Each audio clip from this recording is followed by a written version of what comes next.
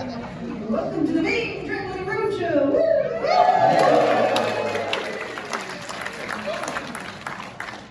LibertyCon is one of my favorite conventions because I have the largest audience for the roadshow. Among many other reasons. My name is Toni Weisskopf. I'm the publisher of Baen Books. If you're going to any hope of getting a free book, you will move, that's for sure.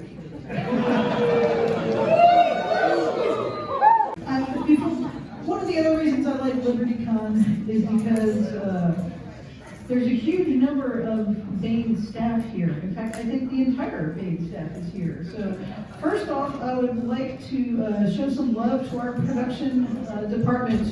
Joy Freeman and Leah Breckner, please stand.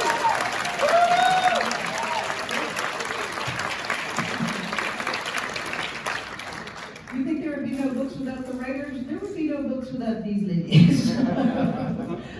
We love them, and they are a huge part of what we do at Baen. I would also like to acknowledge not an editor, our office war monkey, Jason Cordova.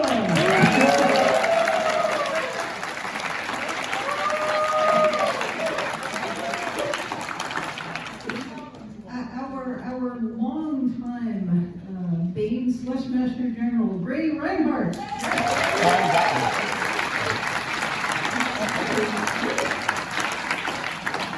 And we would like to welcome to the staff of the Baen's editorial ranks, Griffin Murder.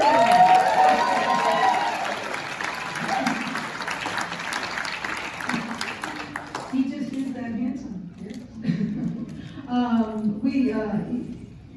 I could go on and on about Griffin, but we only have 2 hours, so we're gonna push on.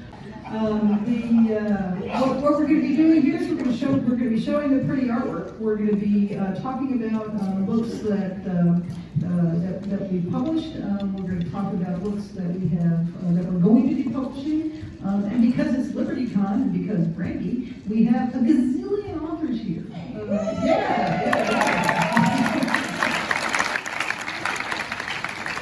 So you won't have to hear me go on and on and on about I think these things are cool, because I think all of them are cool. You're going to get to hear the authors go on and on about why they think they're cool. So, yeah.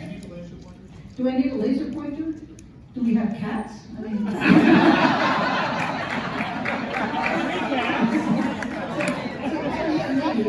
sorry, guys. All right, here we go. We have a website. Everybody knows that. All right, good.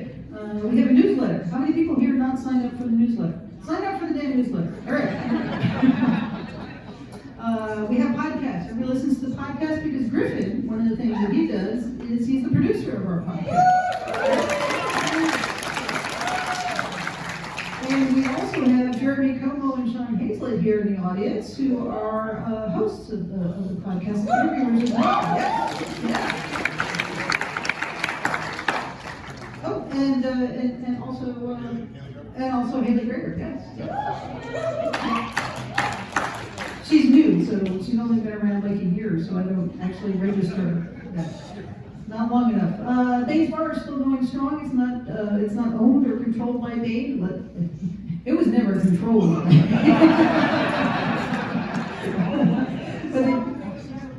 I think we could.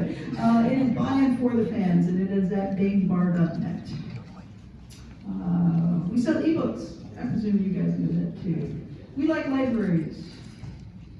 So yeah. Any librarians in the audience? Come get your free book.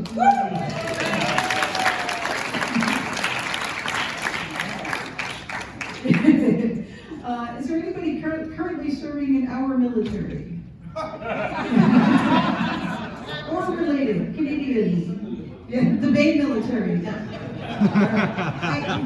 If it's anywhere but LibertyCon, I ask if there are any veterans in the audience. Are there any veterans in the audience? And I will say thank you for your service. We do support the military. If you know anybody who's currently employed, we are happy to send them a care package of books. All you need to do is send a mailing address to jason@info@baen.com. So we do that year round. Also, if you have VA hospitals near you, we are happy to supply them as well. We like to walk those in rather than just send them blindly. So if anybody's volunteering at a VA hospital or some kind of support unit, again, let Jason know and we'll get you some supplies and we'll get books that the soldiers actually like to read. So, study guides, we are still doing them. We asked you guys to vote on which study guides you wanted. Overwhelming number one, John Ringo, Lydia Scherer, we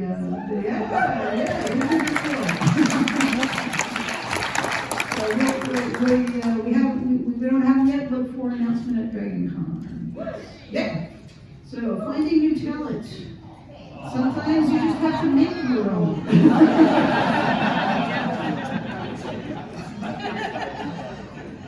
But another way that we do this is we have two short story contests. One of them is for hard science fiction, near future, near space, positive views of humanity's future in space. We've been doing this since 2007. We judge it, so look for the rules at Baen.com. The contest is judged blindly, which means that we don't play favorites. All we play favorites about is our favorite story. We get submissions from all over the world, and we have winners from all over the world. The winner this year is Gustavo Bondoni, who is, I believe, from Argentina. Yeah, and usually I get to go to the International Space Development Conference and deliver that prize in person, but they stupidly schedule it against LibertyCon. So, I know, crazy. We also publish your story at Baen.com and give you professional rates for that. Last year's winner was Zach B, and we would usually have the 2025 photo here, but we don't because it's being taken this weekend even as we speak. Bill Ledbetter was the contest administrator up until this point. We are now handing it over to Stuart Hardwick. Yes, exactly. And he has the honor of presenting the award this year at the ISTC. So that's Stuart. And Stuart we know from his anthology For Us Tales in the United States Space Force. Woo! Yay! We love fantasy too. We go for feral for fantasy. We'll hear more about that. Easy, ladies, easy. Is Aaron here? Aaron, all right. So Aaron Haskins is our honorary feral lady. There he is. For these purposes and these purposes only. Maybe not shame though, you know. Right. There we go. So the Baen Fantasy Adventure Award is for, it's very hard to define. We're going to call it fantasy adventure. So it's almost any kind of fantasy adventure that you can imagine. Again, take a look at the website for our guidelines. This year's contest is closed, and we will be announcing the winners at DragonCon at the Roadshow. So, do we announce earlier than that? We announced it earlier. I'm still waiting on judges to turn in their votes. Hint. Nudge. All right. Yes, Casey Zell is our celebrity judge this year, but I haven't read him here yet. So yes, we will announce before, and we will have our ceremony at DragonCon. So we hope we will see you guys at DragonCon. This is last year's winner. He was totally psyched. So. The cool new logo, the sleeping dragon. Who does not love that? Isn't that cute? Yeah. So, submissions for next year open in 2026. Start writing your stories down. I will also just mention very quickly another convention close to my heart is the Interstellar Research Group Symposium, which will be in Austin, Texas in October. If there are any hard science fiction writers and folks out there, this is a fantastic place to go. Jim Cambias is nodding his head. He agrees. Listen to Jim Cambias. He knows what he's talking about. For hard science fiction writers, it is an incredibly stimulating place to go. You're at the cutting edge of all kinds of different science and engineering and technology that needs to get us to the next star. Whatever that next star is. Really fascinating stuff. And it's been so much fun watching this go from just a gleam in Wes Johnson's eye to actually funded by real monies. There's also, we, the Interstellar Research Group, give out scholarships, including the Uncle Timmy Memorial Scholarship. So yes, if you know people, he was actively involved in starting the Interstellar Research Group, and we wanted to honor that. If you know anybody who's going to college and looking into anything that might relate to interstellar travel, you should take a look and get them to see if they can apply for these scholarships. So, all right, moving on. Excellent stories. What could this be? It could be our literary guest of honor, Chuck.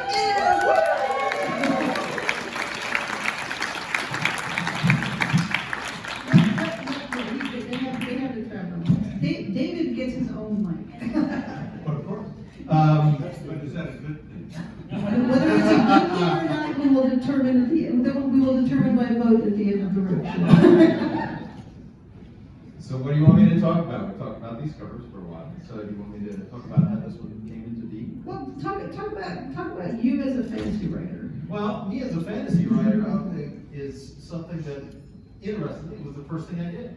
I did not start writing science fiction. I loved it, but for whatever reason, I think I read Tolkien, got the same virus that apparently most writers get when they're reading Tolkien, and proceeded to do my own thing, which was largely emulative. So the history of this one actually is this was signed, the contracts for this were signed at this convention when it was still back where there were trains in 2015, and the only thing that hasn't changed is the weather. And it took a long while to get to this because and that's not a complaint, because the reason it took a long while to get to it is because there were a lot of other things to be done, including a short story that turned into a novella that turned into 2 novels, but we won't go into that. But anyway, here are some of the art. Yeah. The guilty parties are up here. So this is the second in the series. The third is probably going to wait a bit because I'm now interested in another fantasy universe that I've been interested in for a long time, and that is the Oath of Swords. And this may be the first announcement that I'm going to be collaborating with David in the Oath of Swords universe.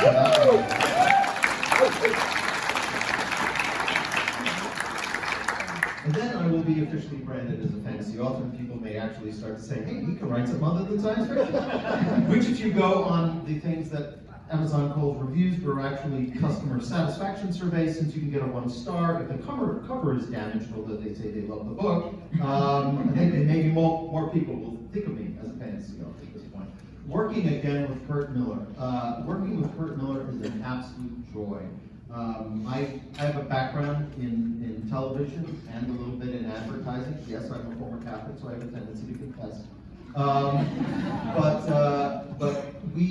of the things I learned there is you get in as early as you can, and specifically as you can with an artist. And one of the things you get is their ability to take a lot of story elements and blend them into a single cover, and that is absolutely what he did here. This is a take on a scene in the book that tells you a lot more than that single scene does. So, Kurt Miller. And one of my favorites, this is Kurt Miller again, and I think Caravaggio is guilty at this moment. The colors there, what you can't see, if you were able to see the actual cover, where that's covered over by the title, I have no complaints with that, I'm just saying that's where it is. I said, wow, it's really great the way you worked a skull into that sort of tornado approaching storm. And Kurt said, I did what? And so he emphasized it, and it's just a beautiful, beautiful cover. And yet again, Kurt Miller. Chris Kennedy can't be here. This is the 4th of the Tales of Murphy's Laws, Admiral and Commander. Things move forward, and we have a lot of people here that have participated in that. Griffin, Casey, I think, let me see, who else is here? Mark Mondry, of course, Mike Massa. Some of these are multiple participants, I would say. And I don't know if Bill Webb is here this year, but he's also a participant in that. So a lot of fine folks to work with, a lot of fun working with it. They all hate me as an editor, which I understand, and they're right to do so. So that's where that cover comes from, another Kurt Miller. And if you're new to it, it's not hard to get started. Okay. I will say though that the first novel is out now in 3rd edition, which actually has a lot of material in you didn't see it before. And if you ever wonder, if it has any aliens in it, it can be really hard and stuff.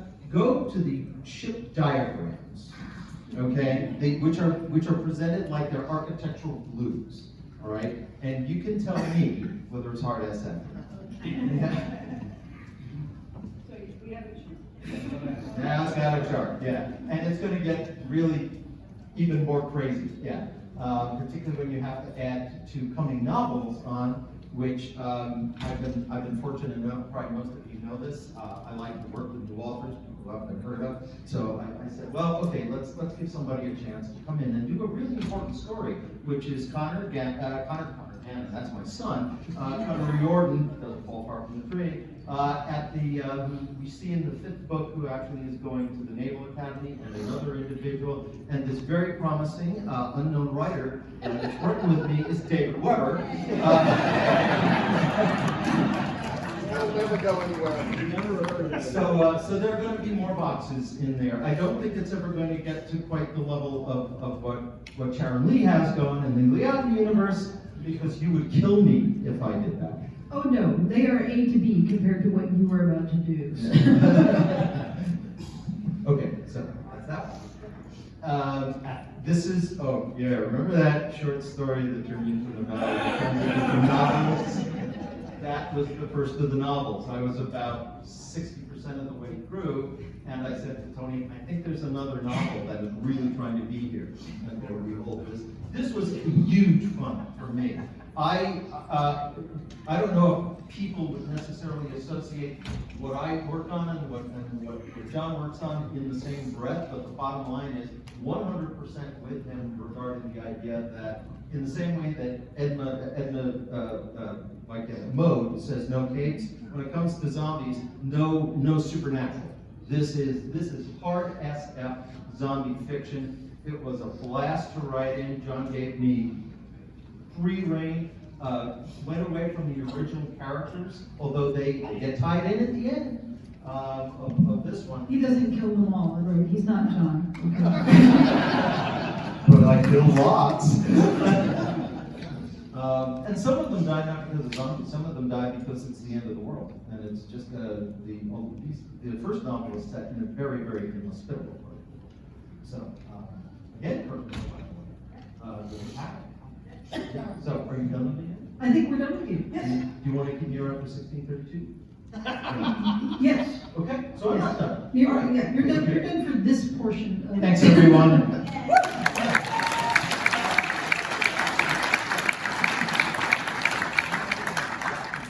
While we're at it, where is our Toastmaster, Mike Massa? Is he here? All right, so we can talk about it. So Mike Massa has also written, supposed to be one novel, turned out to be more in the Black Tide Rising universe. And The Valley of Shadows was the second one of that. It turns out there are very interesting things happening in the Tennessee River during John's Black Tide Rising zombie apocalypse, and Mike writes about them. So, speaking of Black Tide Rising, speaking of short stories that turned into novels. Do we have Jason Cornella?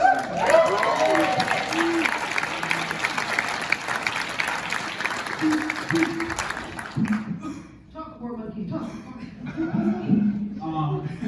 So this is pretty much Cactus Girls versus Zombies, but tasteful. I got the original short story, I don't remember what it's called now, and it went into We Shall Rise. And I had so much fun writing it that Gary and John invited me to write the follow-up short story for that for United We Stand. Unfortunately, I wrote a very long novella, and they laughed at me and had to pull it out. And and then Tony asked me, "Can you turn this into a novel?" And I said, "Oh, yeah." And so it came out last year. It's coming out in mass market this September. Really excited about it. Yeah, it was a lot of fun, and I enjoyed writing the crazy stuff. It's the scariest nun in science fiction. Oh, yeah. She is badass. I just want to acknowledge also the, not only the cover model for this, but also the map maker Yes. for this. Yes. Is she here at this convention? No, her dad is though. Her dad is. So Nick Steverson's daughter. She modeled on her story. She's down the bottom of ABC, and then Kurt Miller based the face of the on her. Yes, yeah. But she also did this really cool teenage girl map. Two of them. Yeah. So worth it for the map alone. Oh, shit. Come on back. Yeah. So this was I inherited this cover, and I was very, very happy about it when Tony said, "Hey, turn this into an anthology," and I said, "Sure." And I was like, "Oh no." And then I went to David Weber and I said, "Hey, David, would you be interested in being my anthology?" And he kind of looked at me and said, "I guess." That's pretty much what it was. And then I ambushed Marisa Wolf while she was at Superstars with David. I was like, "Hey, go to David and ask if you guys can write a short story together for my anthology." So that's pretty much how I conned David into fully committing. So the idea of the anthology was, here is the art, write a story. I didn't tell them that. I just wanted them on board. I told them that after they came. So I basically did every short story based in this anthology. Yes. Every short story based in this anthology, or in this anthology, is based on that image. I challenge each one of the authors to just give me what they've got, based on that. And the wildest one was Joel Presby, as I expected. But I got Nick Cole and Jason Asback giving me a War Day Universe novel, or novella, which I asked for 10,000 words, they gave me 26,000. I got Blaine Pardo, I got Casey Azell, who wrote a great story about bug hunting with Nick Stevenson and Melissa Olson. And then also Jacob Paulo and Edie Skye, and Tony, when I told Tony I had an Edie Skye short story, she kind of blanked a little bit, so are you sure? I was like, oh yeah.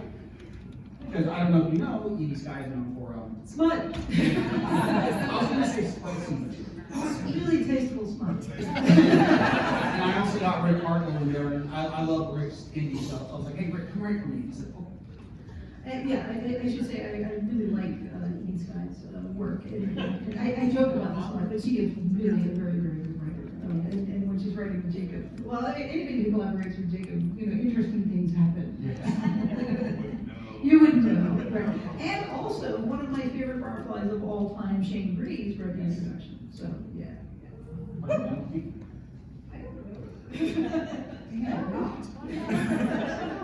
I want other people working you would go through, yeah. Okay, so Monster Hunter Memoir Speaker, Larry and I had this idea. I was like, "Hey, 1970s Monster Hunter." And he said, "Let's go." So Chloe Mendoza is a demon, also a Monster Hunter, and she has to start a new team in Los Angeles with the actual team lead, and crap is going down. Inferno is currently, the sequel is halfway done right now. I will have that turned in by September 1st. Remember what he said, people, right? You fool. And we believe you. Well, you gave me until December 1st. Ooh, yeah, notice that. Specify a year. I'm pretty sure Joey gave you until September. So yeah, we just signed the contracts for those two for the follow-up to those. So yeah, and then the last book will be done sometime next year. Yeah, that's fun. You're a speaker. All right, yeah, good. All right, so we cannot escape John Ringo's lifetime rising universe, and we don't want to. Yeah, okay. Because this time, instead of Catholic schoolgirls against zombies, we have surfer dudes. This is Eddie. This is Eddie. He likes long walks on the beach, surfing, and impersonating Ku, the Polynesian god of war and witchcraft, as he drives the zombies to attack Hawaii. So this is Did he write this just so he could take the Hawaii trip off on his taxes? Yes. Ron Hansen is a very smart man. I mean, you're Let's involved- just say it took me 7 years and 8 trips to get it right.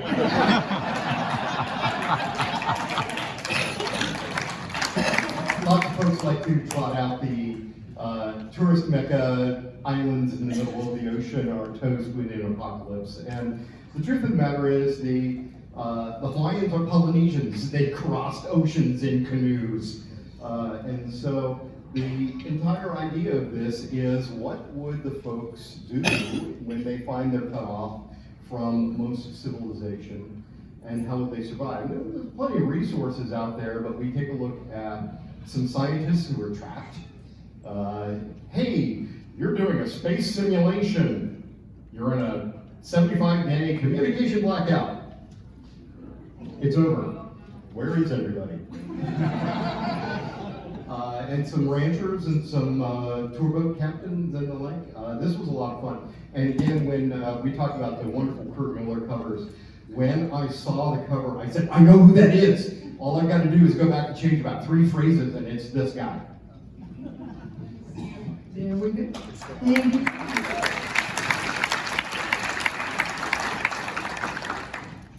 Equal opportunity torn shirt, right? Am I right, ladies? So Brian Trent is not here with us, I don't believe, but he said his Black Tide Rising universe with the blessing of John. His stories are set in Rome. And Rome is another sort of survivor culture. In this case, we have this is a novel, the first novel that's based on characters that we've seen earlier in Gary and John's anthologies. So we don't have time for Griffin to go into this, but Griffin worked very closely with Brian on this. It's his first novel for Baen. We're very excited about working with Brian, who's been a great short story writer for a long time, and hopefully more to come. So I'm just still looking at his abs. All right, never mind. We have a Black Tide Rising novel coming from Michael C. Williamson.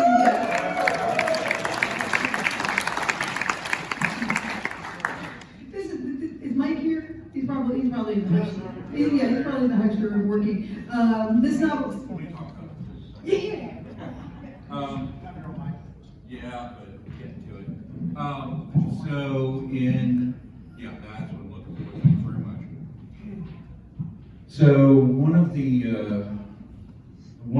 anthologies was called Voices of the Fall, and in one of the books, I think it was the second one, I would open chapters with people who were communicating over radio. And one of the characters that's communicating over the radio is all caps, he's shouting and everything, is the king of Fort Cubitan. And that was just a toss-up for me. And then discussions occurred. And Mike ended up writing a short story about who is the king of Fort Cubitan, which was nowhere that I was going with the character, but that's fine. There will be Jewish. There will be Jewish. And so it was, hey Mike, this was something I was planning on doing in the universe. I had the ideation for it, but it doesn't really fit in now. But would you mind taking that and seeing what you can do with it?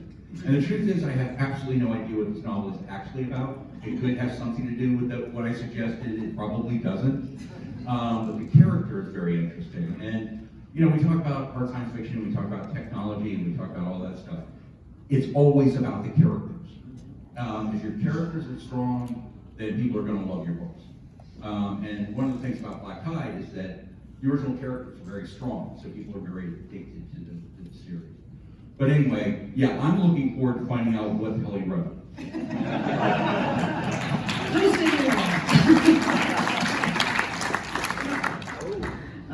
Yes, there is. They're working on the second volume of the graphic novel, and crowdfunding is still in process, I believe. Mike Barrett is the author for this one.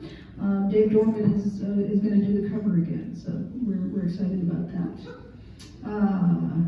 John wrote a H-beam Piper, very few people get killed. No, nobody gets killed. As a matter of fact, what Toni said, Toni said she didn't particularly like it because it's just about a guy going fishing. Her words. So, in case you hadn't noticed, I had a very, very, very long dry spell. And what broke that dry spell was this book.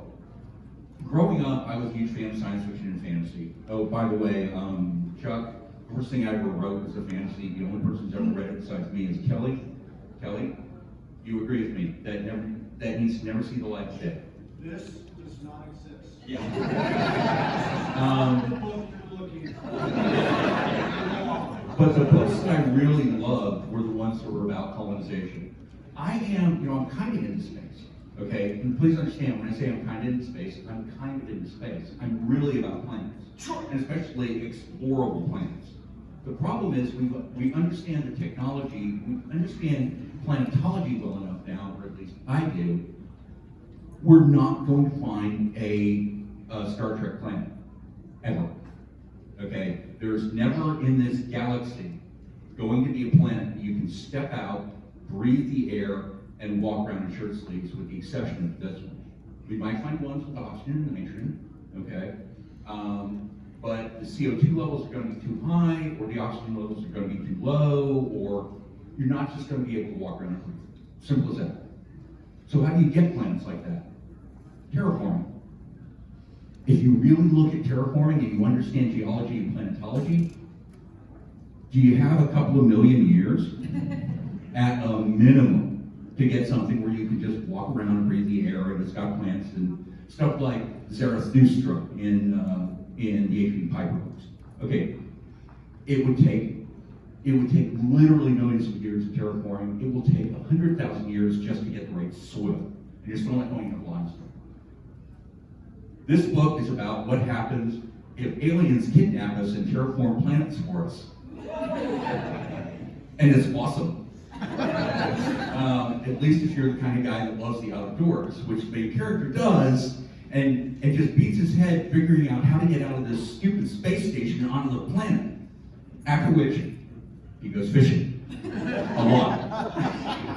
And hunting. A lot. So it's really kind of an African safari kind of story, set in space, set in this, this environment, and it's almost fantasy, okay? But it's so much fun. It's so much fun. And there is a sequel planned. There has been some work on it. I've got the general idea, and Toni, it's much more about space this time, Toni.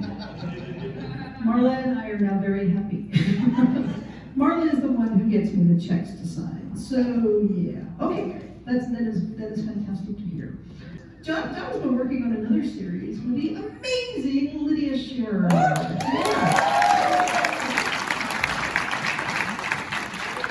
Okay, so a while back, I was playing a lot of Pokemon Go. So I got this idea about what's the future of Pokemon Go. That's pretty much what it came down. The problem was that I really wanted to do it with a young female protagonist.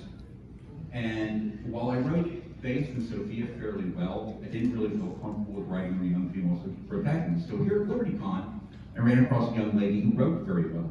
And I said, and she tells this fairly long story about me kind of mumbling along and It's talking true. about. It's all true. I swear it is. Because I was kind of uncomfortable about saying, hey, would you want to write a book with me? And now she understands why, because she's actually co-authored with me. For the record, you sat me down and started a long, rambling tale about how you wanted to write a book with your daughter.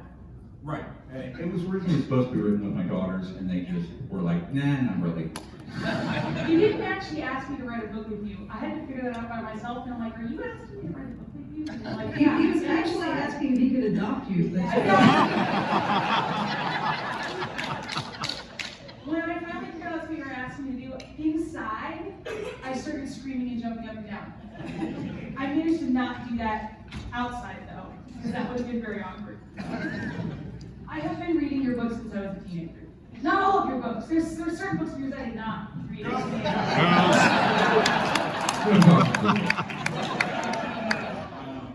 Everybody Big no, no. Like I've never heard that before. But anyway, the basic story is that there is a young lady who is an online gamer. She goes to school, she comes home, she games. She's fantastic at it. She actually makes money from it, and quite a bit. And so she's approached by an ARG company, which is augmented reality, which is essentially you can skin the world through having the right kind of VR kind of stuff, which is much more advanced than current internet. And they have this new game called Transdimensional Hunter, which is about entities that are coming from another dimension and are attacking our electric grid. And then as the story progresses, she starts wondering, because these things that she's fighting, there's so many weird things about them, and she starts to wonder if the game is real. So, She actually tries not to wonder if the game is real. She tries to ignore those wonderings, but it doesn't work very well. You know, instinct and all that. it's I hadn't realized it, but it's actually the way that H.P. Lovecraft drew people in. I read something about H.P. Lovecraft recently, and so the reason that you believe the stuff in H.P. Lovecraft is because the primary character is a skeptic, right? And she's ignoring all of these things that the writer in this book. She's ignoring all these things that the reader can see. It's obvious that it's real, but because she's a skeptic, it draws you in, and you're like, no, it's obvious. This is real. Why can't you see it? So this entire book, I'm working on book 4, my part of book 4 right now, and the things that I'm writing in book 4 now, it's very fun looking back and seeing how I have worked, not I as the writer, but the characters of the story have hidden a global, I'm trying to disclose, they've hidden a very large thing, hidden the truth with more truth. Nobody's lying. The entire thing. They're hiding the truth with the truth. They're just telling everybody what's going They're on, and telling nobody everybody believes it. exactly what's going on.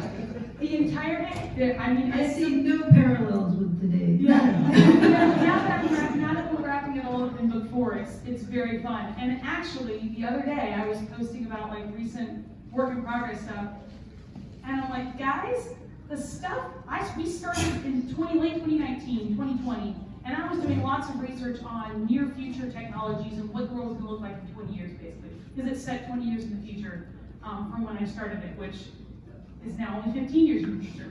But at the time, I'm like, okay, so here's this, and this, here's the main themes. Now those things are happening while I'm writing the final book, and I'm like, this is not okay. We call this the Ringo effect. Okay, I have this like ongoing thing where I hate my job. Okay, back in the good old days, H.B. Piper and Heinlein and Asimov and all those guys, they could make up any stuff they wanted to make up because nobody knew. These days, if you say, oh yes, I've got this habitable planet around Alpha Centauri, somebody comes up and goes, there's no such planet. There's no planet there where you said there was a planet. I hate my job. Actually, I keep posting in the comments of that post, I am one of those scientists that make John Ringo hate his job. Well, what's even more frightening is that I specifically am involved in the crazy futuristic things that are happening that I've been writing about. Because the things happening in these books is a confluence of social media, of artificial intelligence, of AI generation, of online personalities, of the publishing industry. Like, these things are happening to me right now, and it's kind of terrifying. But a lot of fun to write about. We're not gonna, the whole series isn't gonna end like a Lovecraft story, is it? I mean, is it? I guess you'll Hang on a second, hang on, whoa. I guess you'll find out in August, won't you? I guess No, that's you what- will find out. I will Cabin in the woods. Oh, goody, this will be awesome. Thank you, Lydia. John is also working on another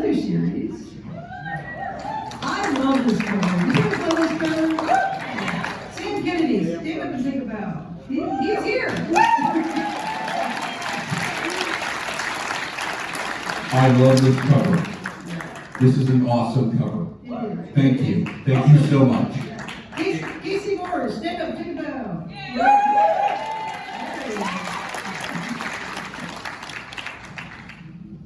Oh God, how do you explain this book? What happens when John Ringo writes superheroes? Yeah, except the superhero it's like blaxploitation, except he's white, and conspiracy theories and superhero kind of thrown in there.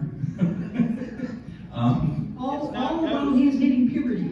All while he is hitting puberty, and finding out all sorts of things. He's an orphan, and suddenly finds out all sorts of things in the book very, very rapidly towards the beginning about what his actual background is. And all I can say is that it's a fun read. The main character is just really, really. You all know those really, really smart people? Yeah. Okay, those really, really like off the chart smart people.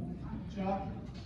And now cross that with somebody who's really, really dangerous on a personal level. Like, this is a guy who killed MS-13 assassins with chopsticks. And he's 13 years old. Right? So, this character is just not like, the closest character I've ever written for those who have read the books is Chad Gardenia. Okay? Except that Michael is not, As based or well-adjusted as Chad is. he is not as well adjusted. Michael also is actually kind of weird on the subject of like fooling around. And the other difference is Chad Gardenia raised in foster care in the ghetto in a time when all information in the universe is available to you. And instead of being one of these people who like doesn't bother with any of that, he absorbs it starting from the age of 4. I mean, he's just sucking it down. He's doing high-level papers by the time he's 9. He's mainlining it. He is mainlining it. So by the time he gets to, this age, the kid's already basically a nuclear physicist because he's just that smart. Which, by the way, is based on my wife, because she was reading when she was 1.5. She read Silas Marner when she was 2. And plus, just from the point of view of math and physics, she's just off the charts. So there's some reality to it. But anyway, and yeah, the next one is Welcome to the Jungle. And I think is that Sasha? I think maybe. Anyway, that's one of the other superhero characters, and they very rarely spend time in uniform or costume. But yeah, I hope you enjoy it. It's a fun series. It's really violent. It's really violent. All the people he didn't kill in Beyond the Ranges. Yeah, all the people I didn't kill in Beyond the Ranges, I killed in this one. All right, thank you, John. That was great. Yeah. So yeah, John. I'll just add very quickly. Hopefully next year at the Roadshow, we'll be able to talk about the new Troy Rising anthology that Great Reinhardt is going to be in.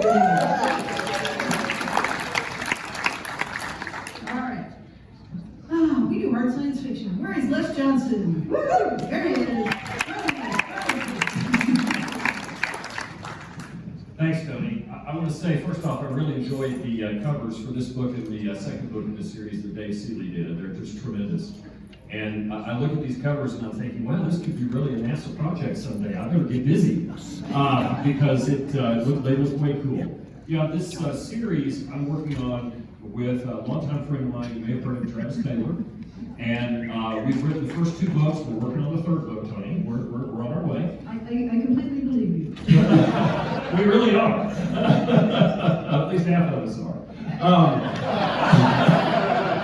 No. Sorry. Not sandwich hat. No, this series started out as a first contact series in Saving Proxima. And it's a first contact message from a location that you wouldn't expect, from a civilization that is highly improbable, on one of those worlds that John Ringo just told you couldn't exist, an Earth-like planet around Proxima B, Proxima Centauri. And they're in trouble. We have to send a mission as we've just developed our first interstellar drive to go try to save those folks. In the second book, you find out more about what caused that problem, which of course involves some really, I don't usually talk like this, but some badass aliens, who are now going to be posing a threat to Earth in Volume 3. And one of the fun things about the second volume is I've got to play a little bit with time travel without time travel. In the sense, if you encounter a civilization that's 50 to 75 years behind your own, but very similar to your own, you kind of know what culturally things might happen. And as Earth, from our time, current time, are there visiting a civilization that's essentially 1950s technology, you kind of figure out how you might be able to make a lot of money in the local currency from introducing things that are very popular here, things like ketchup. So anyway, it sounds mundane, but it really is amazing what entrepreneurs can do. And in the third book, which we're working on now, we're finding out more about what the origin of the fact that there is human life out there beyond Earth and how it's imperiling us. And so we're having a lot of fun with that, and I think you'll enjoy it. And I just want to say, Les is a scientist, he's a space scientist, he's an experimentalist, he is a speaker. Keep going, Tony. This is great. This is good. And we have thrown him over into the dark purple side of fantasy. So hopefully next year we'll be able to announce his Monster Hunter International collaboration with Larry. Yeah. Just a real quick preview of that. It's called, the working title, and I like it, I hope it stays, is Monster Hunter, The Alien Files. And when I proposed this to Toni, it was really kind of funny. We were having lunch, it was just post-COVID. We were meeting here in Chattanooga, and I gave her the proposal, and she looked at it, and she goes, I don't know. Larry, he's real picky. Everybody's writing in his universe. You know this guy named John who's just written something. Larry didn't know about it. And, he's real picky. I don't know if he'll like it. He'll let you know himself if he does. And it wasn't long after that I got a really nice email from Larry with some suggestions. I've just given Larry the first draft. So he's got it now, and I'll see what he does with it and where we take it. And with any luck next year, we'll be up here with a really cool cover.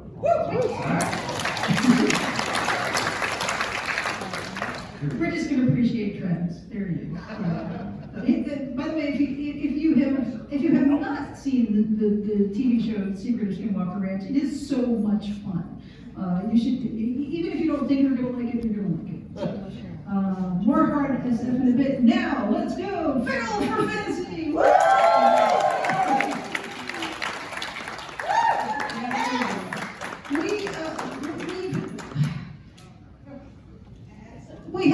I have found in my nearly 40-year career in science fiction that things come and go in waves, and it is feral fantasy time.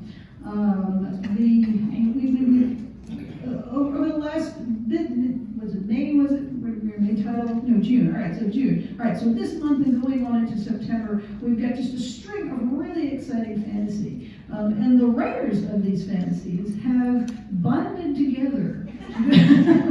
They're doing a podcast, The Feral Ladies of Fantasy. We travel in packs now. They do travel in packs. So we're doing a Feral for Fantasy promotion. If you don't have your Feral for Fantasy badge ribbon, please approach Jason or Melanie, and they will give you one. And Melissa Althoff's book, Rise from Ruin, is going to kick it off. So, Griffins and Dragons and Riders of Might. Yes? Casey Azell was May. Hers kicked off. All right, I was so, not expecting to be here first. all right, sorry, my bad. I did not do it in chronological order. I did not do it in chronological order. All right, so, but I mean, right you're here, you're standing up. You have the mic. Talk later. Anybody else want to be a dragon rider?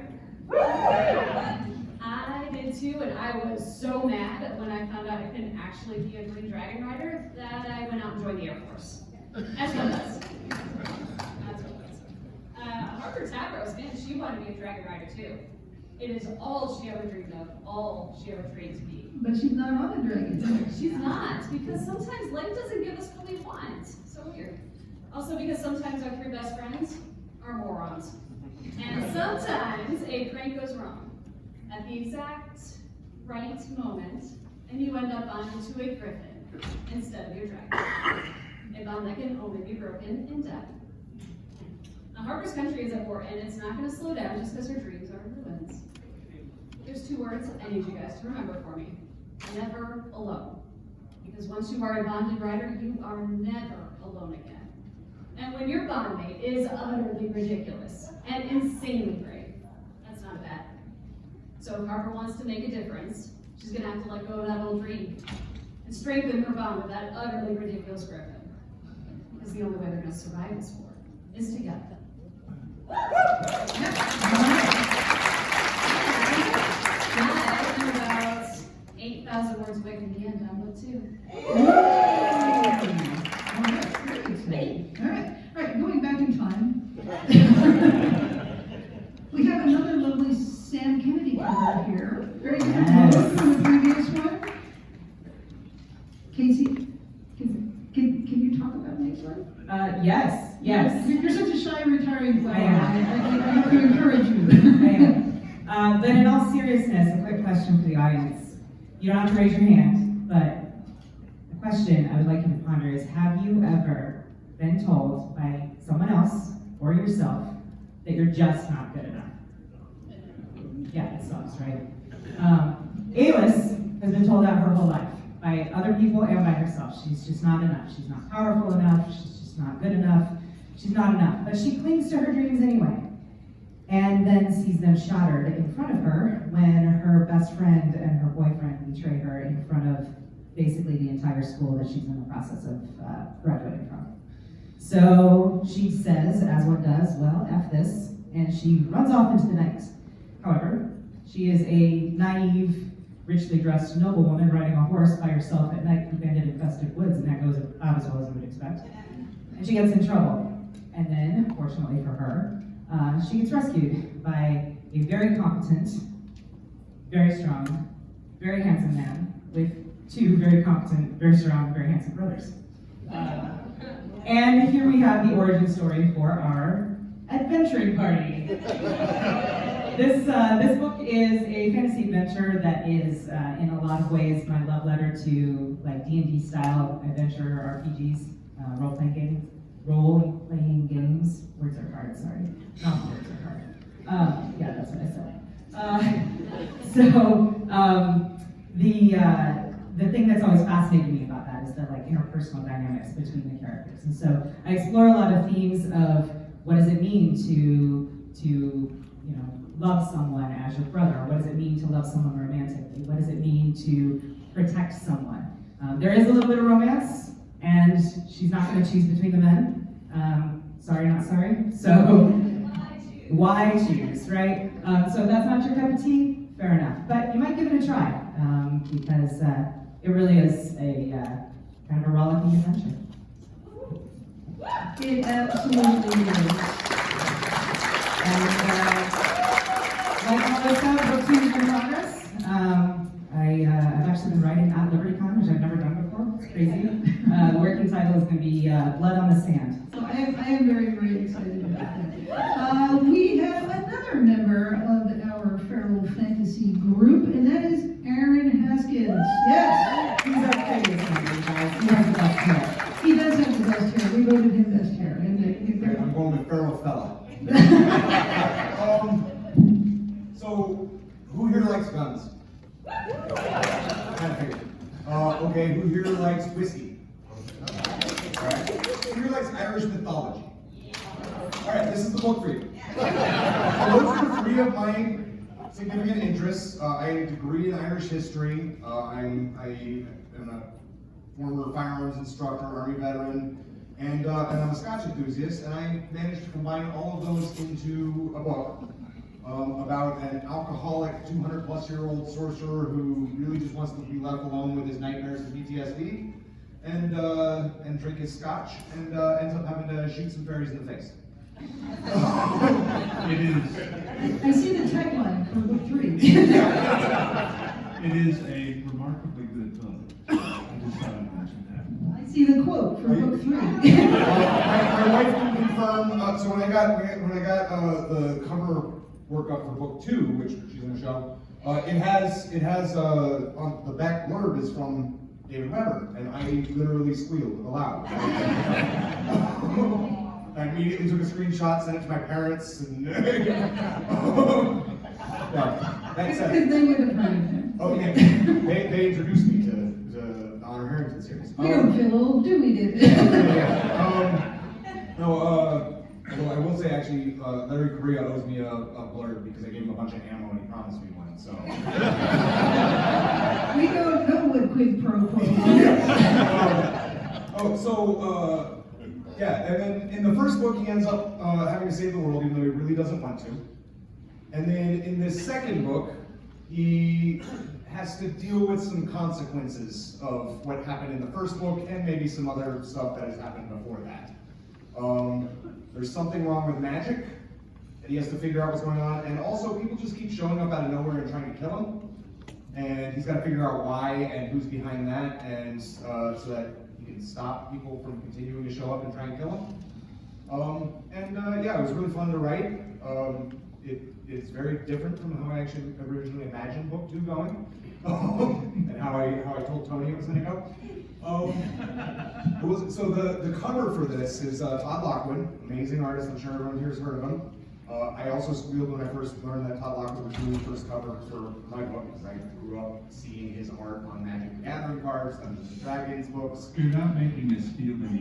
I was a first-time nothing author, and I got Todd Lockwood to do my art, and then the second book has David Weber as a blurb, and I'm just like, what the? Keep on writing good books. Yeah, well, I'll try. But yeah, so for the second book, so for the first book, Todd actually just did the cover, and then Toni surprised me with it, with a draft, so that I could make some suggestions. And I actually loved it so much that I rewrote the scene that he depicted, so I accurately showed what was in the room. The second book, Todd, we weren't actually sure if we were going to get Todd. His schedule was very busy, and so we managed to just squeeze him in. And he hopped You on. can thank Joy for that one. I did some work. But we hopped on the phone, and he had received a draft of what I had up to that point. The book wasn't done; it was about 75% done at that point. And he and I kind of debated between 2 scenes to do. The first one, which would have been really fun, was Quinn shooting a witch in the face with a shotgun. And it would have been really fun, but this one is actually much more relevant to the plot. So this is... Oh, wrong call. Yeah.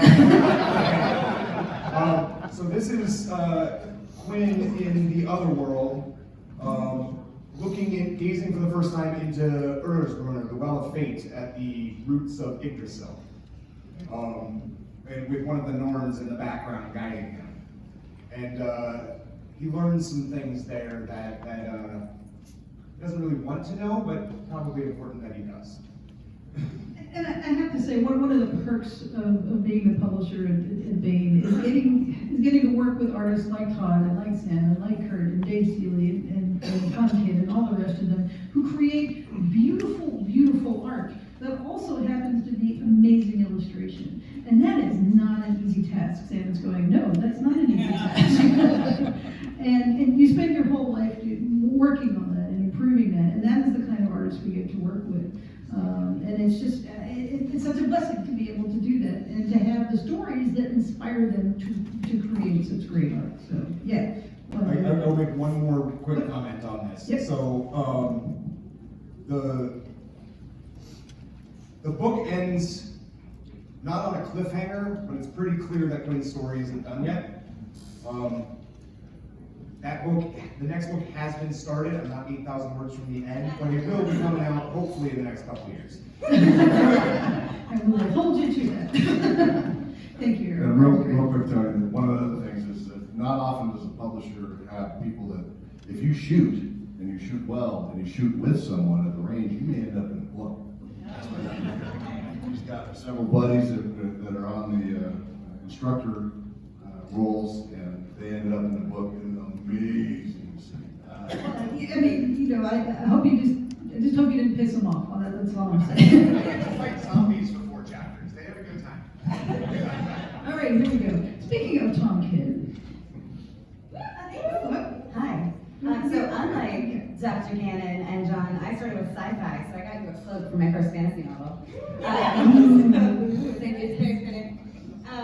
So as this cover, so Tom Kidd did this gorgeous painting that became a portrait for reasons with capital R. So this is Seema and a very tiny, very angry dragon. And in this story, you will meet them. And you'll meet them in a world where magic has been outlawed for over 300 years, almost 400 years, because it, you know, ended the world. So we don't do that anymore. We don't do that here. There's no magic. Until Seema tries to give up her life of crime and gets eaten by a house and finds treasure. And she doesn't think this is cursed treasure. She doesn't think there's magic. There's no magic. It's been gone for a really long time. But is it ever really, really gone? It's bad, and it's not good.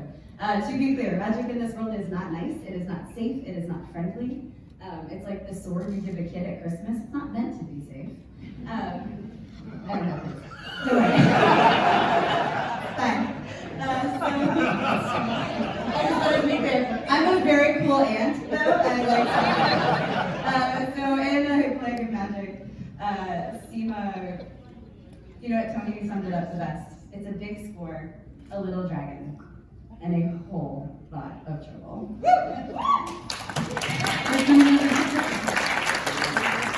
Alright, I need one of the feral ladies to talk up Lynn's book. Also coming out in September is the sequel to Black Wolves of Boston. Yes! Yeah, that's right. I told you we've been waiting, talking about waiting a long time. This is the sequel to that, Black Tie and Tails. Is that right? Yeah, go ahead. Okay, so because of this feral summer business, we've gotten to spend a lot of time with Gwen, and she is, I don't know if you know this, amazing. She's so great. She did a blurb for Plague of Magic, and that's my last self-promo about this. So, you've got a young teenage werewolf, as you do, who has to go to a new school, and shenanigans ensue, and also, thank you. And also, there are were-penguins. Come for the werewolf, stay for the were-penguins. You will not be sad. The entire thing is a delight. I read it, and it feels like 45 minutes because time flies so fast. Gwen Spencer does not disappoint.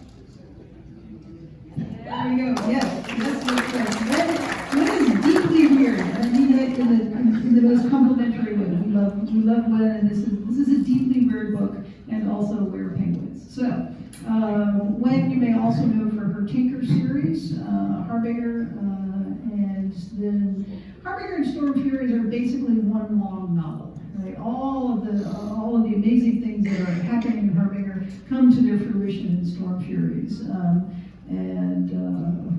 Absolutely worth the wait. That will be out in mass market Dragon Con. So, all right, this makes me sad.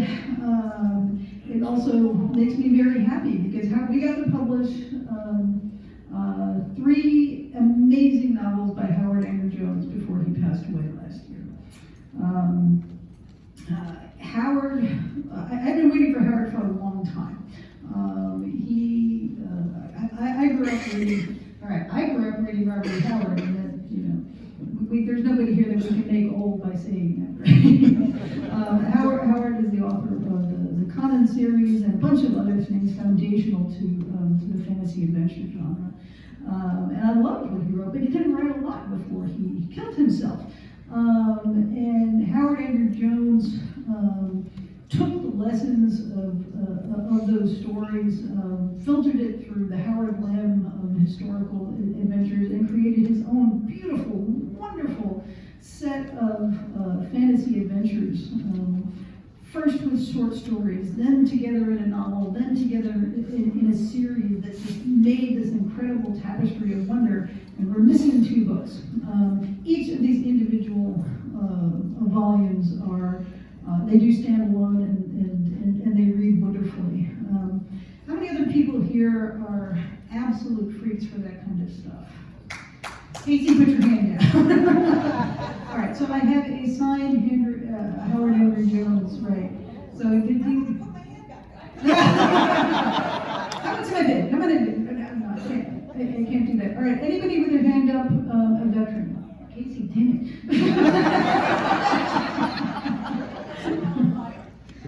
Air Force veteran and pilot. This is not eliminating any of our authors. All right, longest serving veteran. How many years, sir? 24. Can anybody beat 24? 30. But I know you. He's never got a book. 24. Get your book.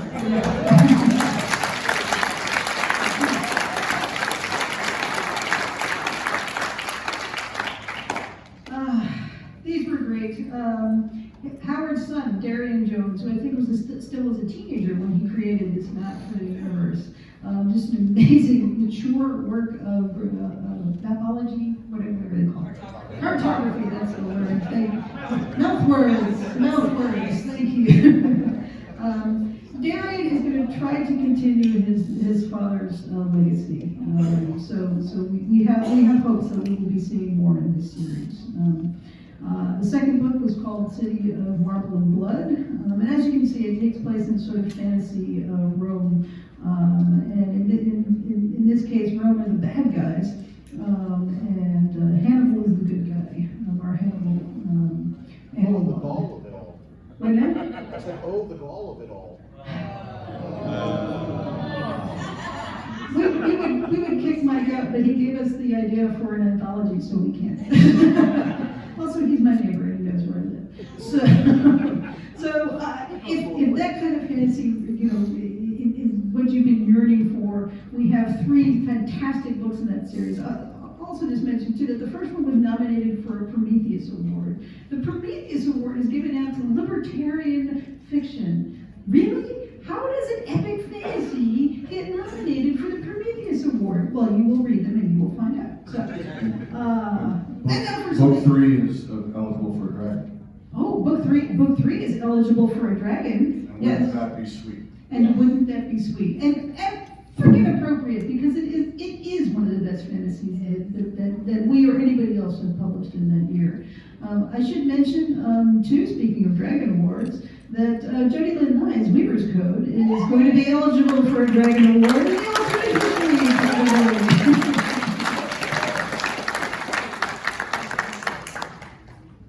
I was honored to be able to work with Eric Flint. Darn him anyway for having gone away on us. But Weaver's Code is in the wonderful 1632 universe. It is novel number 37 in that series. So for those of you who are marking them down under our scorecard, please tick number 37. And Jody, this is why we love Baen trilogies. Here's Anthony, eat your heart out. But, hey, if I can't do a burn here, I don't know where I can do one. But this wonderful series, because it is persisting in wonderful ways, this is in fact eligible for the Dragon Awards this year. Please nominate 1635, the Weaver's Code, by going to dragoncon.org and going over to the key contest, register, and then nominate, and then vote. Important. And we will say you don't have to buy a membership to DragonCon. You don't have to be a member of DragonCon. All you have to do is have a valid email address and vote for your favorite works. So It's a genuine People's Choice Award. You do not have to attend the convention, although you would love it if you have not experienced it. How many people have been to DragonCon? How many of you would like to attend DragonCon if not? Please come. It is Mardi Gras for nerds, and we have so much fun. And if you can't come, still nominate. Okay, yeah. Anyway, very happy about this book. It is, I believe, the first novel in the main line that was, has the Downtimer as the main character. And this young lady is trying to keep portions of her family who have been in the wool trade, the glory of Britain, for many, many years. But the wool trade is suffering because of rivalry from the continent. And she has to call upon an uptimer, a young computer programmer, to help her out. And it's a lot of fun. So I hope you look into it and enjoy it. Thank you very much. Lots of stuff has been happening in the Ring of Fire universe and in collaborations with Eric, because Eric was larger than life and his works persist past his life. Sovereign States came out last year. Angel Called Peterbilt was a C.D. Sharp's novel that was another national bestseller. We had The French Correction that came out in March this year, also eligible in the alternate history category. But Eric not only wrote and inspired and created and worked with millions of authors on the best-selling alternate history series of all time, but he also wrote hard science fiction. And that has come out this month. So Fenrir by Eric and Reichs 4 is out, and it is classic first contact hard science fiction. It basically takes a very similar first contact scenario to what Travis and Les explored, and goes in a completely different direction from it, but equally as fun. It could have been called Space Invaders, but we decided we probably shouldn't do that. Just sort of the breadth of what Eric could do, and his collaborator, Reichs 4, inspired by what Eric was laying down. So, all right. Speaking of stuff that's happening in the 1632 universe, the 1632 and Beyond magazine is rolling along. Beth Ann Kim is here. Are you the editor? I'm calling you the editor. I'm the publisher, and Bjorn is the editor. All right, there we go. All right, so there's your editing team. If you have alternate history short stories to sell, talk to them. The author's out tonight from starting at 8. There's a beautiful Tom Kidd cover on. Is this the latest? It's our last issue. It's the all right, the latest one to come out. And Tom is also expanding his writing chops and has got a story here too. So yeah, very, very cool. We're doing books that some of which were published by Ring of Fire Press and have now been revised, and they are available as ebooks at Baen.com. And more and more of those are coming out. Will be coming out over the next year. And this is a different kind of alternate history. This one is from Steve Sterling. It is a triumphant return to Steve Sterling's Baen mode, and I'm very happy to be publishing these. We have the second one in this series will be coming out. Art by Sam Kennedy. As soon as we published the comp of this, we got immediate howls from the audience, and the huge complaint and violation of history that they pointed out to us is the main character is not a Marine. Damn it, he's a Ranger. All right, we gotta fix that. This is what Baen readers care about. So The Winds of Fate will be coming out in July. We're really excited about that one. We don't have time to talk about it, and Steve's not here. So, all right. Well, can I say something? Yeah, absolutely. Steve sent me the manuscript on the first book, and what I thought when I read it was, my God, it's Nantucket, only it's Roman. The one character in the entire story that just irritated the heck out of me died in like the first chapter. Okay, it was what he overlooked and what he had put together back. Okay, now I know why, because Steve told me about the second book. Yeah, okay, is also not here, but we love him anyway. And we want to call out his amazing achievement. He finished a series.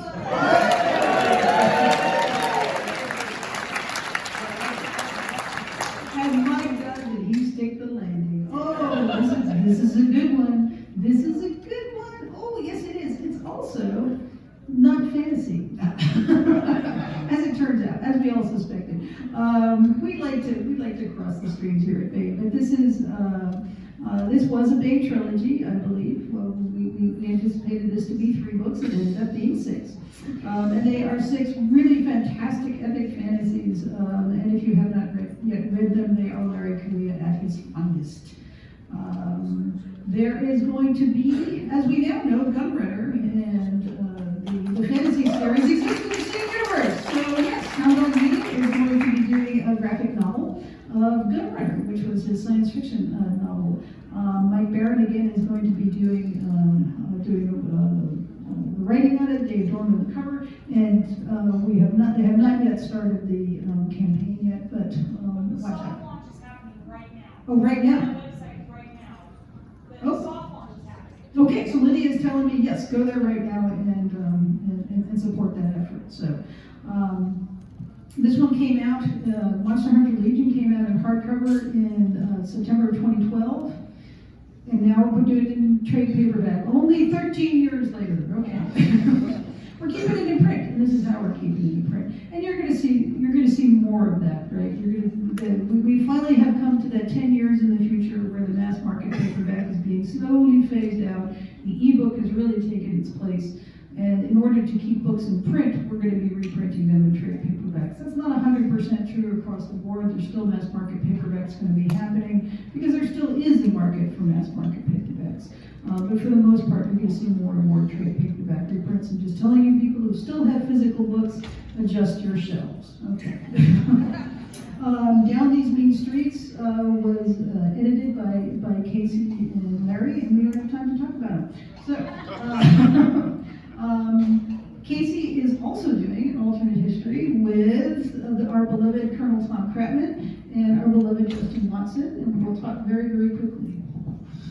So the 3 of us, we don't really like communists. So my apologies for communists. I'm sure you're a lovely person. You just disagree with your philosophy. And so we were curious what a world would look like if the Soviet Union never existed. And the way that Tom figured out that could logically happen would be if somebody somewhere got the bright idea to try and rescue the Romanov family and was successful with some of the children, particularly Tatiana, Empress of all the Russias, first of her name. And that's her there with another amazing Sam Kennedy cover. I don't know if you guys are picking up on the range this man has, but holy smokes.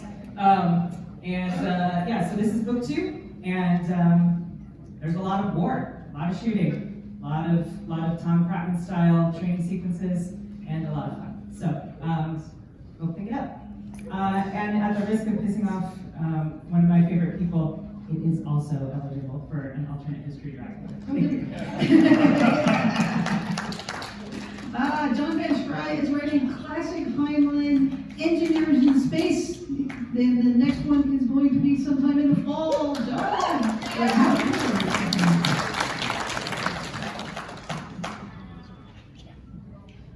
Sometimes in the fall. Who's the artist on that? Damn it, it's Sam Kennedy.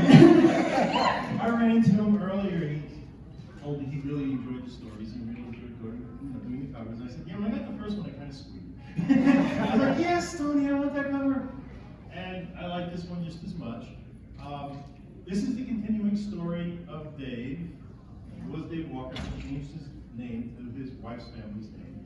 And all he really wants to do is just get his engineering certificates upgraded to a higher level, help his wife's trading company that she wants to go, because she's a real go-getter, go forward.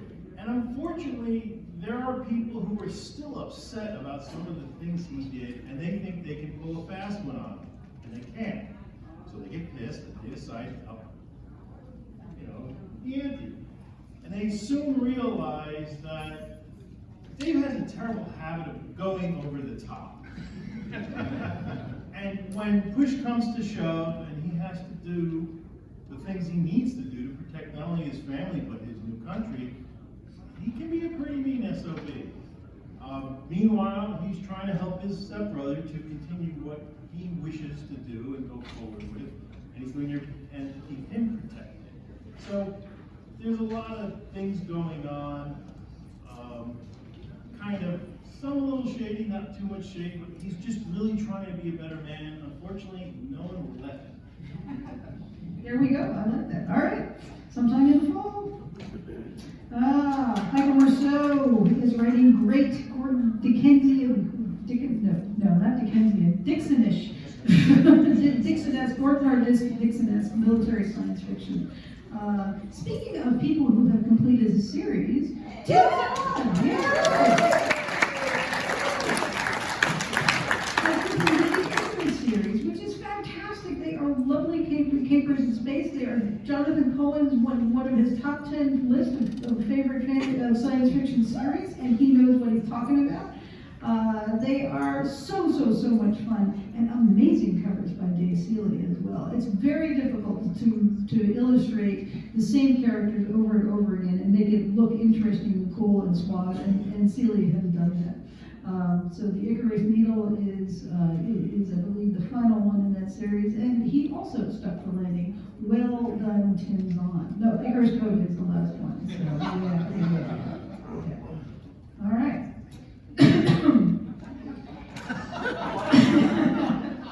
Genetic engineering is a hard science too. So if people could actually genetically engineer stuff, what would they genetically engineer? Well, I think Melissa would answer, dragons. That's right. And of course, we will keep them as well contained as we have all the things that we have genetically engineered. Yes. Okay. Yeah. I need say no more. So that one's going to be coming out in December, and we are very excited about that one too. And we would love for Rob to get up and talk about this one, but we just don't have time. This is more of the hard science fiction that we are publishing. If you guys like the Barry Snake Launcher as much as I did, you'll be thrilled to find out that there's going to be more of that universe. Yeah. We have another younger protagonist here. We have a 12, 13-year-old girl who is left behind when her family and her two brothers go off and have adventures, and she's left to be watched by the grandparents. Except the grandparents are maybe not all that they once were, and the tables get turned, and she has to watch them. And it is a lovely coming-of-age story, and also a really good hard science fiction story.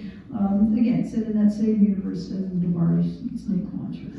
More hard science fiction from Will McCarthy, who is one of the he and Jim Campions, I think, are one of the, well, and Les and Travis and David. We have a lot of really good hard science fiction authors, but Jim is here, so.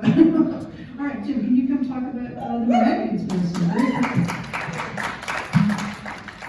So in the first Billion Worlds novel, Go-To Operation, Adia V and the smartass AI Daslak dealt with the history's greatest criminal and apocalyptic weapon that could end civilization.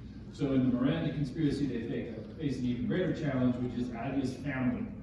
Her parents, who disapprove of Adia marrying somebody who can't advance their family's financial and political fortunes, and her sister, who is an influencer, and so everything she does is broadcast.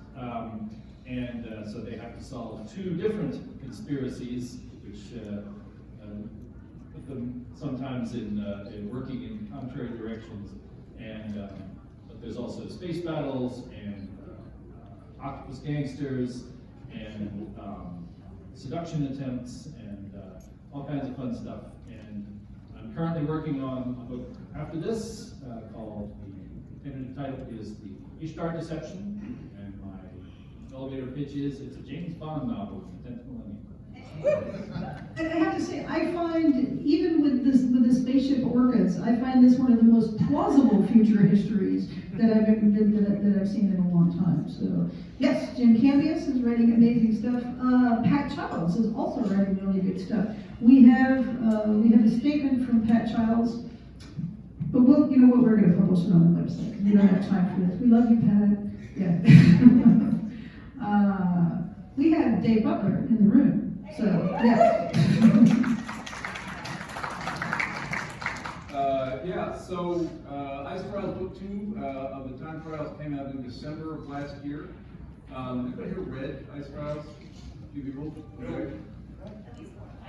Okay. Oh, fantastic. Some of you may have expected it was going to start in India. I also expected that. It turns out writing with Mike is a process. He's a force of nature. So this is the second installment, but will probably be 3 books ultimately about an archaeological team that goes back into prehistoric time during which monstrous aliens that resemble the gods of mankind's antiquity rule and exploit humans. This is about this team, sort of Indiana Jones meets Quantum Leap meets Stargate kind of adventure story. The fights as the champions of humanity. It is a very, very light RPG. Light RPG, yes. Light RPG. This is a real genre, I am informed. So. Dave also writes lots of other kinds of stuff, because Dave doesn't like to be bored. So there is this there's this series, which we're not going to talk about, and there is this series, which we are. I love this cover, right? We set a challenge to the artist, Pierluigi, the first 2 books in the series were done by the amazing Dan Dos Santos, who happens to be Pierluigi's mentor. And we said, hey, you know your teacher? Follow him. Try to do better. And by God, he rose to the challenge. The blessing that is Dave Butler's covers continues with this one. So. We're excited. So like Marisa, we set a book in an ancient land scarred by wars and bloody atrocities and great savage acts of blasphemy, a land in which magic is now outlawed. The name of this land is Mexico. And so fun fact, we wrote this, it's set in the Nuevo Casas Grandes area, and we wrote this book never having been. And then I discovered that my neighbor had a house there. Actually, his name is Jeff Jones. Turns out he's a native of Mexico, and has been in the Mexican Senate and the Mexican House, and was an advisor to Vicente Fox. And he said, come down and visit. He said, that's where my house is. Come down, I'll drive you around. I said, great. I texted Aaron and said, explained all this and said, so I've arranged, we're gonna go drive down to Mexico. And he texted back and said, Dave, we have to talk. And so we got on the phone and he said, Dave, this is cartel area. Yeah. And I said, yeah, but what's gonna happen? I said, look, my car is a piece of shit. No one's gonna blow over my car. It's a 20-plus-year-old minivan. No one's gonna rustle this. We're gonna stick to the highway, drive down. He said, Dave, I talked to my wife. I said, did you tell her that my car is a real piece of shit? He said, no. She started crying immediately. So I'm not going. But I want you to know that for you, I personally, alone, drove down into cartel territory. Against editorial advice. Without my chicken-ass co-writer. Drove down to Nuevo Casas Grandes, realized, oh my gosh, we described everything wrong, especially Aaron. And went back and did a rewrite. So this is about ghosts and old family curses. The Hiram Holy stories aren't on a sort of a long arc, but Hiram gets some closure around some long-standing family issues here. So it makes it kind of a soft ending for it. A lot of fun to write. And fun to read as well. Thank you, Dave. Yeah. Normally I would make him talk about my Brother's Keeper, which he edited as a consulting editor, but we don't have time. I will tell you that we do have a new Tim Powers book coming out this summer. the middle of the gods. So Hemingway is in this, but he kind of plays the Aaron Ritchie role in here. He's the chicken ass, right? He is not the hero. It is set in Paris after the First World War, and it involves Moloch. And I will say no more than that, other than it's to Paris and it's freaking awesome. So here we go. We finally get to what everybody up here on the podium has been waiting for. David Weber's appointment. Yes. So these are challenges. Yes. This is the first anthology set in Stephanie Harrington's era of the Star Kingdom. And I know everybody knows that Stephanie discovered the true cats. She was not, however, the first human to meet the true cats. Ooh, you've been lying to us. No, I haven't been lying to you. I think that's what everybody in the Star Kingdom thought. Okay. I had a lot of fun. My collaborators in here had I think, a lot of fun. Oh, the laser. Now I need the laser pointer because there are tree cats in this picture. Yes, there are. What? Yes, there are. How many tree cats are there? All of the tree. I'm trying to talk into the laser pointer. All of them. But Honor Harrington does put in a cameo appearance at both the beginning and the end of my novella. Marisa actually is writing about the first plague vaccine and what it cost to put it together. And we have a story in here by Dan Butler, which is actually the latest chronologically in the group. And it is the early career of Ellen Dorville, one of the foundational heroes of the TRMN. And Tom Pope and Jacob have collaborated on a story which is the foundational episode in the life of Edward Saganami, and there is absolutely no death or daring do in it, but it's still good. And we'll also tease the novel that you guys are working on about Edward Saganami. Yeah, there are those, and Marisa and I are about to begin plotting the sequel to End in Fire. Marisa will be taking over Eric Flint's role in that part of the storyline. No pressure, Marisa. Yeah, you can do this. It's good. Marisa will also be editing the first Norfresa anthology, which will be coming out soon. And I should also add that in the event that I don't get to finish the Sword of the South series, Marisa will be finishing that for me. Thank you for putting ahead of never done. Okay. Who is Marisa Wolf? Right? This is who Marisa Wolf is. She not only writes amazing feral fantasy, but she also writes amazing military space adventure as well. So we are yeah, you don't get to stand up. Yeah, we have no time. We will talk a little bit about Jacob Hollow. His Freelancers of Neptune is going to be a trade paperback in October, and hopefully we'll get the audio book at the same time then. So Jacob has been writing with David in another of David's universes. It's got solo novels in there, and it's got collaborative novels in there. And let's get back to the tree cats. Okay. Okay, this is the next to the last novel in the Young Stephanie series. Because we kill her off. No, because she ages out. Tony, you promised you wouldn't give that away.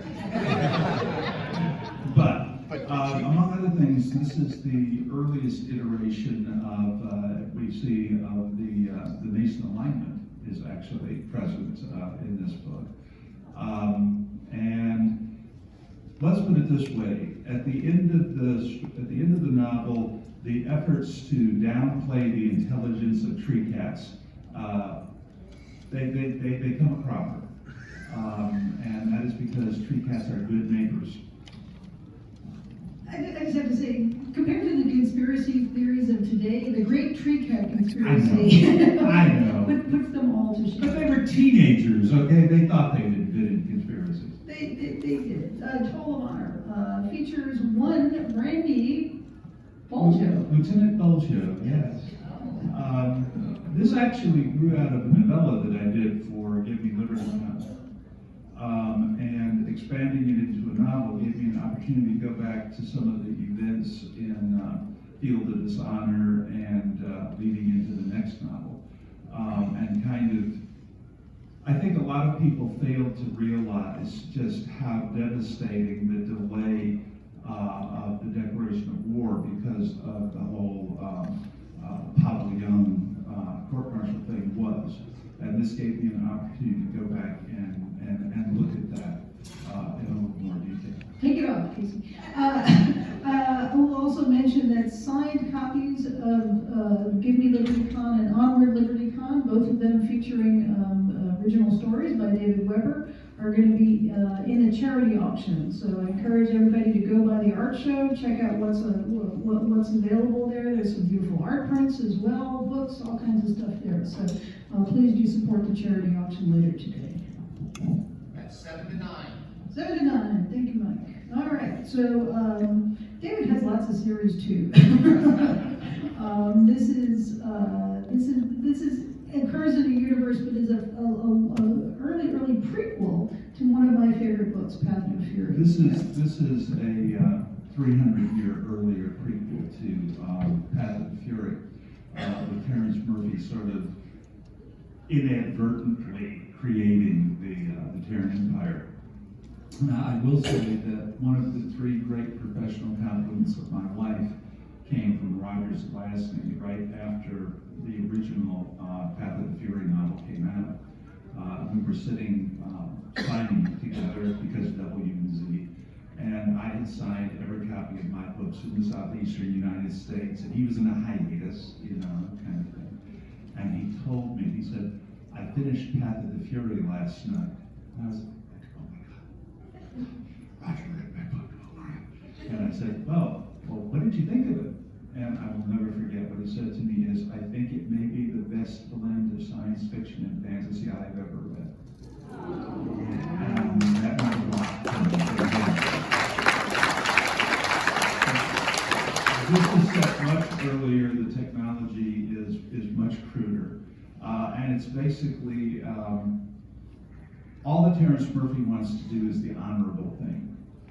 And so, of course, everyone wants to kill him.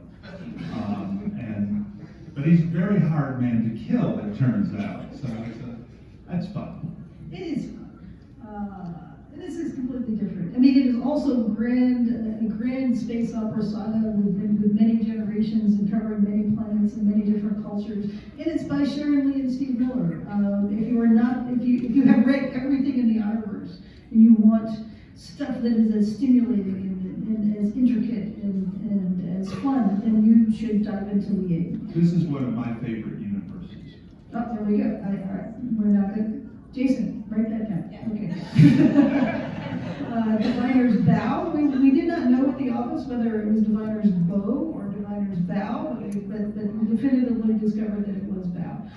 This came out this fall. We are Sam Kennedy. We see Sam Kennedy did the artwork for I Dare, which is an earlier book in the series that we published in an omnibus, and we're now splitting out and doing individual. I will say this: if you are seeking an orderly chronology in the universe, good luck. There is a flowchart, yes. There is a flowchart on the Baen website. They have a good list on their website as well. Oh, and also, Lee and Miller also on their website, they have a good list of starting points for the series. Speaking of hard science fiction, Catherine Asaro, who is a now retired physicist, is writing also really cool, weird, funky kind of far future adventure, and Gold Dust is going to be part of our Fall Hard for SF program. Yes, inspired by the Feral Ladies, we're going to be doing a coordinated program pushing our hard SF for the season. Griffin, yeah? Yeah, so there's, if anybody who's followed the Major Bajan story arcs from the previous series is gonna love this. There's some huge, shall we say, family affairs that go on within this book, all set against the backdrop of the Olympic Games, which, you know, sports ball, maybe not, but she manages to make it extremely interesting to this person who's not a big fan of sport and some of the things he likes. Catherine's really nailed it on this one. Like I said, there are some serious story arc developments for Major Bajan that need to be read. It's pleasant as an editor to when you open up the book, fall into the hands of an extremely experienced storyteller, and that is what Catherine is. We have a lot of those. Stephen Lawhead is another one of them. We brought back into print Stephen Lawhead's original Arthurian trilogy in January because they told us that the movie would be available in January, and they lied. They're thinking maybe fall this year, we'll see. But it doesn't matter, the books themselves are fantastic. They were really hard history-based fantasy, Arthurian fantasy. And Lawhead wrote a new book, a prequel about Arthur's mother. And this is Aurelia, and it is fantastic. We published it in January, and it's going to be available in trade paperback this spring. Also, more fantasy from Tim Akers. If you like your steampunk funky, then we got you covered. And that is the most muscular Tesla I have ever seen outside of a car. So much fun. The Night Watch novels are just great. Is Tim here? Tim, are you here? All right. Buy him a drink at the bar. That sequence is fantastic. He too is a very versatile writer. Sign up for his newsletter. It's a lot of fun. Very different kind of fantasy, but also well-researched and gritty history is the Reimer. We thought it was going to be a trilogy. It's going to be a Baen trilogy. See how it goes from the Reimer trilogy to the Reimer series. So this one is set in Elizabethan England. Jody, you would love this. You need to read this actually. We have our undying hero who has outlived many families and is now just trying to make his way in Elizabethan England. If only those frickin' elves would leave him alone. And sometimes you just have to throw them off London Bridge. Sean, are you here? Yes? Sean Hazlett?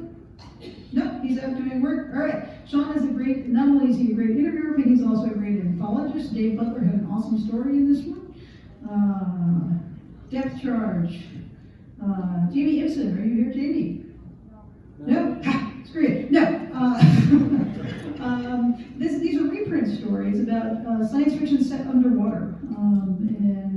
Hank Davis is our editor emeritus. He always manages to find a story that is really fun and really cool and really goes to the theme and has never been reprinted before outside of some obscure fanzine from 1950.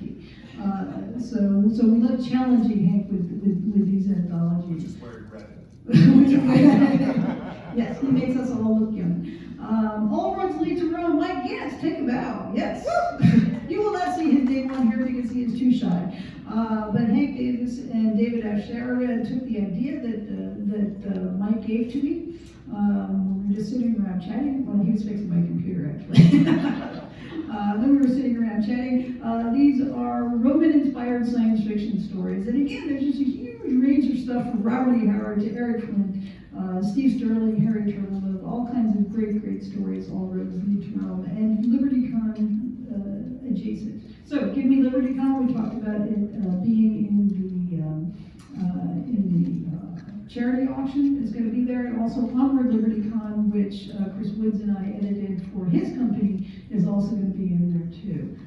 We're getting to the end of the presentation, and I'm going to ask, we're pretty good at time. Does anybody have any questions?